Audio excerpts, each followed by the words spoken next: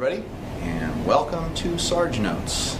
Tomorrow you guys have a test on political parties, and so what I thought I'd do is take a little bit of time, maybe about 10 minutes, and just walk you through what political parties are all about and how they work and why the system is the way the system is. Alright, so let's get started. The first thing you need to know about political parties is what their function is. And their main function is they're one of those linkage institutions.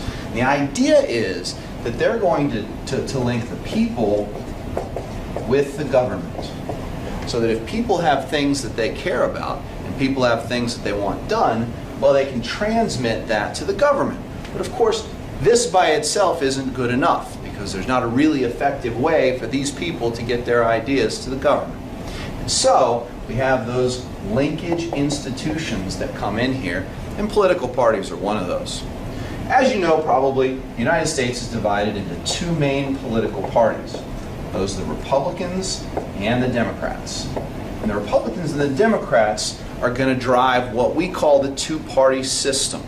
Okay? So what are they? What are political parties? Well, the thing that you're going to need to know most is that political parties are organizations that try to change government. Now that can apply to lots of things. That applies to interest groups, that applies to the media, that applies to lots of things. But what makes political parties unique is that they go about trying to change the government by running for office. And so by putting candidates up for office, they try to put in place the policies that they want. So what are the functions of a political party? Like, what do they do and what is their place?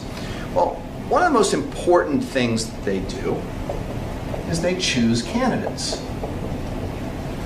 They're going to be in charge of going through all the people in the United States and finding people who might be very good as potential candidates for office.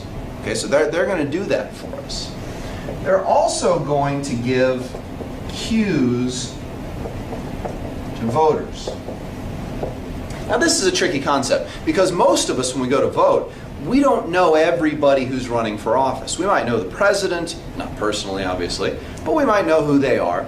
We've seen them on TV. We may or may not know our senators. We may or may not know our representatives, but boy, when it gets lower down than that, very few Americans actually know the candidates who are running for circuit court judge or sheriff or town council or something like that. And so the parties can by endorsing that candidate, say, hey, he's one of us.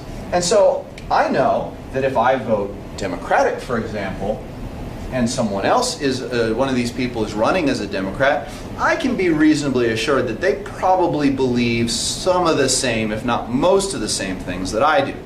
Therefore, I can use that to try and make my decision as to who I'm going to vote for. All right? Now, the next function of government is one that's a little bit, it's changed over time. That's to run campaigns. A number of years ago, this was very common, that the party would be the one that would run the campaign. But more and more, we're seeing less campaigns centered around a party and an idea than centered around the person themselves. And with the advent of the internet and easier access to information, things like YouTube, there's less campaigning done by the parties and more campaigning done by the individual. The fourth thing that they do is that they coordinate policymaking. Now, when they're working in the legislature, in Congress, it helps to know that Democrats are going to vote with Democrats and Republicans are going to vote with Republicans. And that way, if there's an initiative that comes up that the Republican Party wants or that the Republican Party doesn't want, then they can all get together and say, we're all going to vote on this as a block. And that helps us get laws made. It might be very difficult aside from that. And then the fifth thing, and I'm going to put it over here so you can see it, is to articulate policies. When you articulate policies, that means that the people who are in the party are going to get together to figure out exactly what that party wants from the specific policy.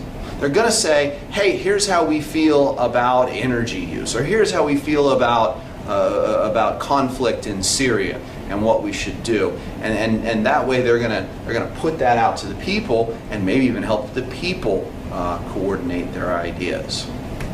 So this is what the parties do. Now, we also have to talk about ideology.